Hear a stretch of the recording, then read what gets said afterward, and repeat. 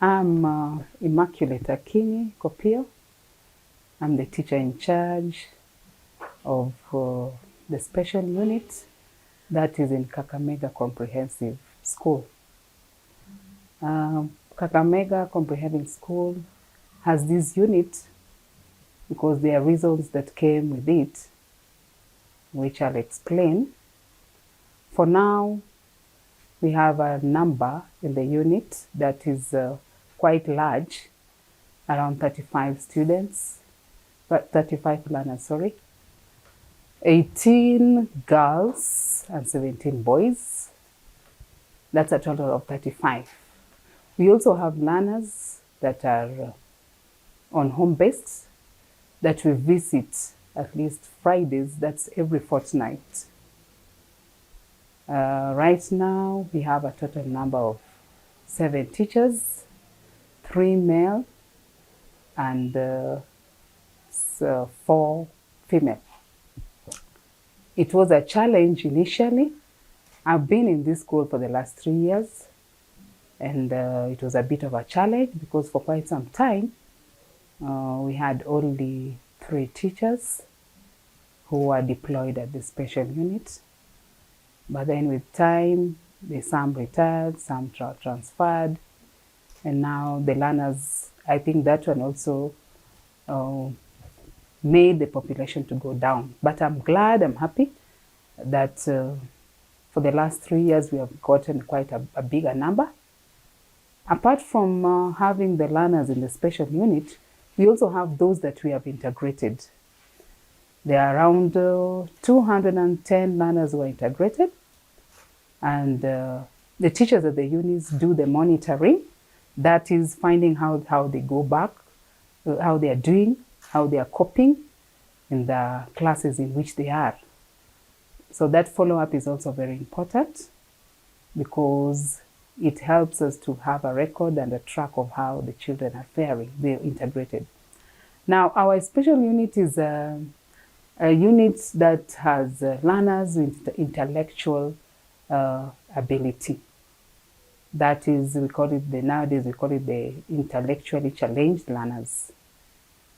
Now, at the same time, we have around 7 who are autistic.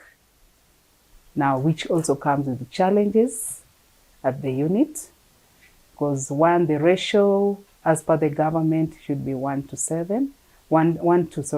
1. That is for the autistic, and 1 to 5 for the intellectually challenged. But for the teachers who are there, I'm glad that we are able to handle them, at least 2 or 1 in a class, so that we assist these learners. Now, there are challenges that comes with disability, challenges that are experienced both by parents, challenges that we experience also in school. Now, for the parents, the challenge they have is how to handle these learners, and that contributes to neglecting the children, not wanting them. They get stigmatized. They are not so sure of what to do with them. And that is one reason why we as teachers, we have the program whereby we do the home visits, so that we try to encourage parents wherever they are. We also tell them what they do when they have their children and what we do, so that we don't have to bring confusion in how to handle them. Now, these challenges the parents experience because they are stigmatized in the society. They are not able to, those who don't understand what really comes with it, because as we know all, that initially it was considered that maybe somebody's caste, and that's why he or she has given birth to a child with a disability. But with the education system, where learners with special needs are accommodated, at least we are now enlightened, and we know that despite the challenge, they are able to do something once they are brought to school. That's why there's need for them to be in school. And I thank God that Kakamega Comprehensive School has accommodated them. Our administration is very cooperative, and that enables us even to have it easier handling these learners with special needs.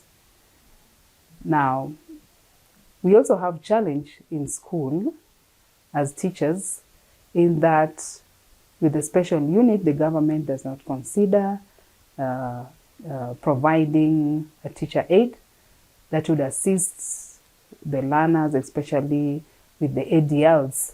When I talk about the ADL, I mean there is the daily living activities, yes, and there's a part that comes with the toileting. So the toileting, the feeding, that becomes a challenge because you find that either you have 3 or 4 who cannot feed themselves. So we have to sit, feed them. But if we had a teacher aide, that would also have helped. So that becomes a challenge, but we are glad that we are managing. At least with the training that we had, we are able to guide them, and with the time they are able to eat. Now with toileting, we have those who need also still to do the changing of their diapers, cleaning them. But because we are trained, we don't find it so difficult, but it's a challenge. Because as you move out of class to do that, you have to now leave the others alone, which is also a bit of a dangerous given their disability. Now, these learners come in different categories. The learners with special needs, the intellectually challenged. We have those with the mild conditions. We have those with the severe condition. We also have the profound condition and the moderate condition. But I thank God we only have 1 or 2 that have a severe conditions, but we are managing them. I wish to ask our parents down there, out there, the community, that if they have children with disability, they should never fear to bring them to us because we are ready to make a change in their life. Disability is not an inability. And with the activities that we're having in our special unit, we are ready to change their lives. The skills that we are impacting in them, we have 3 categories, of levels of learners, of classes. That is, we have the foundation class, the intermediate class, and the pre-vocational class. In the foundation class, we do the basics, and in the intermediate class, that is at least these children have taken quite some time at the intermediate foundation class, where they take a minimum of at least 4 years. Thereafter, we move them to their intermediate class. Unless otherwise, depending on how the learner is, his capability, if the child is able to do the pre-numeracy skills well, the child can go about the ADL without any difficulty, then sometimes we consider integrating them. But if the child takes more than 3 years in the intermediate class, then we are forced to now leave the child there, because meaning he or she has not able to fit into the regular classes. So after the intermediate class, with the CBC that we have now, the learners at the intermediate level do the CLARE exams. After that, they're not exams, sorry, that's the assessment. We call them the assessment. Once we assess them, then they are moved to the pre-vocational class. Now, the intermediate class is equivalent to grade 6 in the regular class. So we move them to the pre-vocational class, where now they are also equivalent to the grade 7 class. So that's where most of the skills are handled. We have various types of skills, the skills that are handled. We have the agriculture, the garment making, weaving, hair making. We have picture making. We also have woodwork that is done there.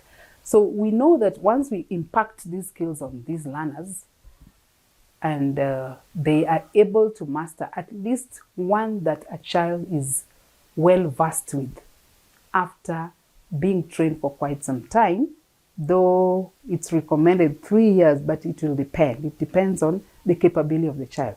Then now, once the child moves out from the pre-vocational class, then the child can now be transferred to a vocational school, which are quite a number, even within the Western region.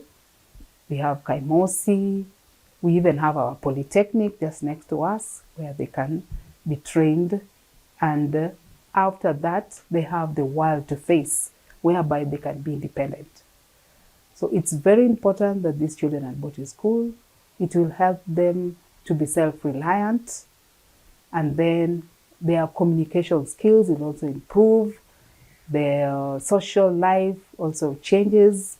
And once they're in school, again, it also helps the parents to get to lesser of the stigma and acceptance of these children, because they will see their life changing, because they will not be as they could have been if they were left at home. So we encourage the society, the communities, the parents with learners with disability to just own up and bring these children to us so that we assist them. Kakamega Comprehensive School is the school, and it's the unit that can assist them to come up with something that is